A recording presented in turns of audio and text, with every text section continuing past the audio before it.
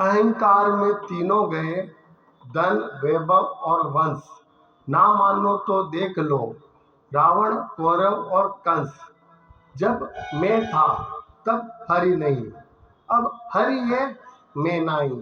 सब अंधियारा मिट गया जब दीपक देखा माही। मनुष्य का सबसे बड़ा दुश्मन और सबसे बड़ी बीमारी अहंकार है। अहंकार की वजह से व्यक्ति को अपनी गलतियां और दूसरों की अच्छाइयां नहीं दिखाई देती है। अहंकार का मूल शब्द है आम है, और आम का अर्थ मैं सब जानता हूँ, मैं सब करता हूँ। और यही सोच इंसान को कुएं का मेंढक बनाती है। अहंकार से आदमी फूलता है, फैलता नहीं। मित्रों, जहाँ अहंकार है वहाँ दया झूठी है। जहाँ अहंकार है वहाँ करुणा झूठी है। जहाँ अहंकार है मंगल और लोकहित की बातें भी झूठी है। अहंकार सत्य सुनने की क्षमता को समाप्त कर देता है।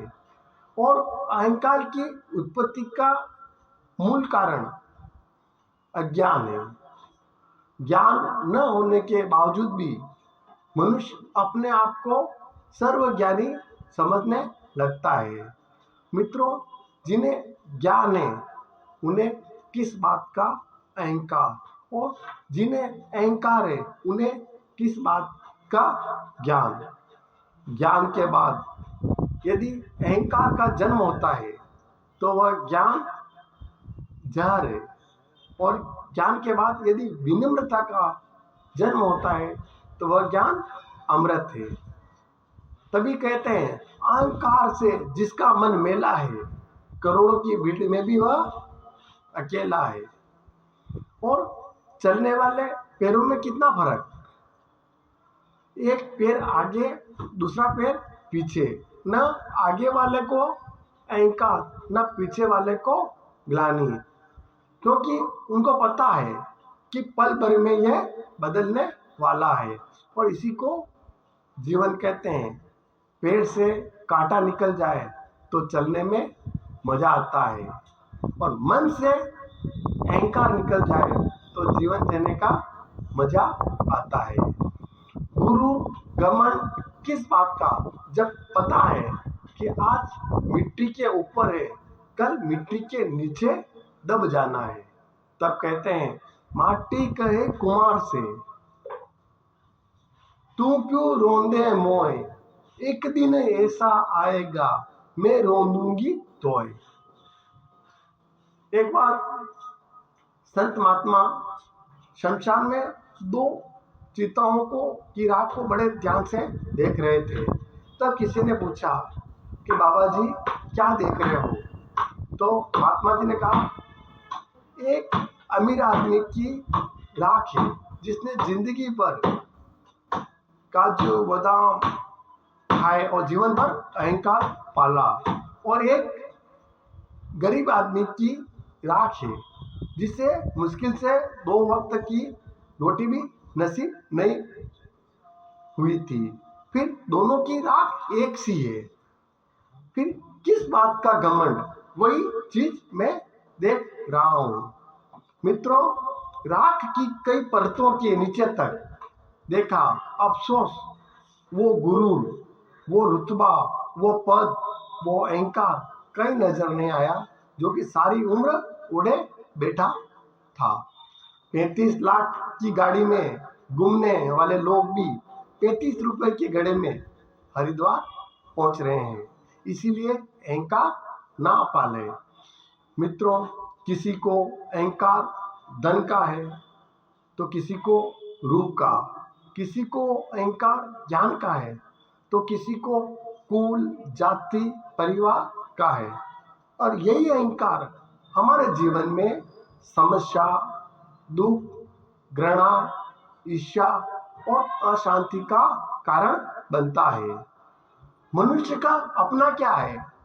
जन्म दूसरों ने दिया, नाम दूसरों ने दिया, रिश्ता दूसरों के द्वारा शिक्षा दूसरों ने, और रोजगार दूसरों ने, और शमशान भी दूसरे ही ले जाएंगे। इसलिए व्यर्थ में अहंकार न पाले, व्यर्थ में घमंड न पाले।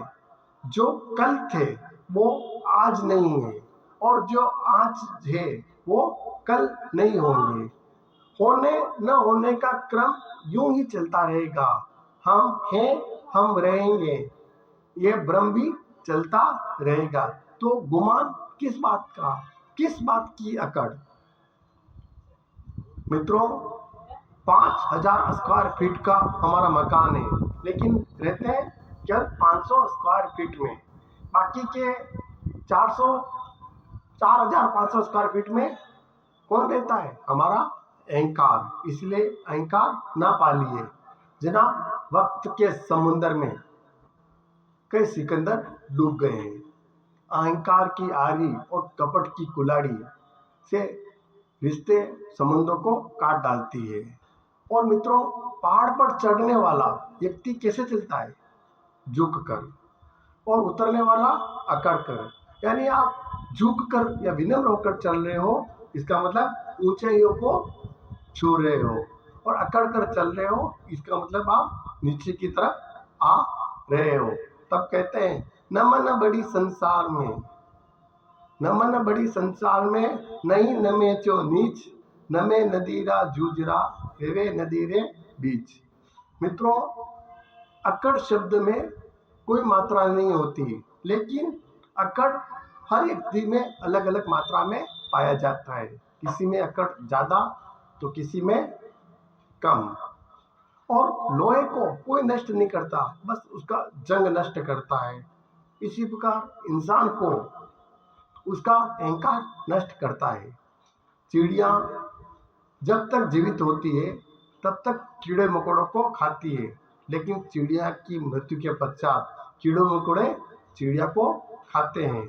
इसलिए समय और स्थिति कभी भी बदल सकते हैं। इसलिए कभी भी न अहंकार पालें, न किसी को कम आंकें, और न किसी का भी अपमान न करें। और किस्मत की एक आदत होती है, वो पलटती है, लेकिन जब वो पलटती है तो सब कुछ पलट कर रख देती है। इसलिए अच्छे दिनों में पद, प्रतिष्ठा और पैसों का अहंकार ना करें, किसी का अपमान ना करें। और कहते हैं, अहंकार और पेट जब बढ़ते हैं तो इंसान चाहकर भी किसी को भी गले नहीं लगा सकता। इसीलिए अपने मन से अहंकार को निकाल लीजिए, क्योंकि कहते हैं कि जो स्वयं को और मन को अहंकार निकालिए और स्वयं को हल्का कीजिए, क्योंकि हल्की वस्तुएं हमेशा ऊपर की ओर उठती है। इसीलिए मित्रों, व्यक्ति बनकर नहीं, व्यक्तित्व बनकर जीना चाहिए। व्यक्ति की मृत्यु हो जाएगी, लेकिन व्यक्तित्व हमेशा जीवित रहेगा, व्यक्तित्व हमेशा अमर रहेगा। इन शब्दों के साथ कि हे मालिक, जब आईना देखा तो मैं नजर आया, जब आईना साफ किया तो मैं नजर आया, जब मैं को साफ किया तब तू नजर आया। और इन शब्दों के साथ, बदन मेरा मिट्टी का, बदन मेरा मिट्टी का, सांसें मेरी उदार है, घमंड करूं किस बात का, यहाँ हम सब किराएदार हैं। इन शब्दों के साथ मैं भूपेंद्र कुमार रेगर, बिंडर, जय हिंद, जय भारत।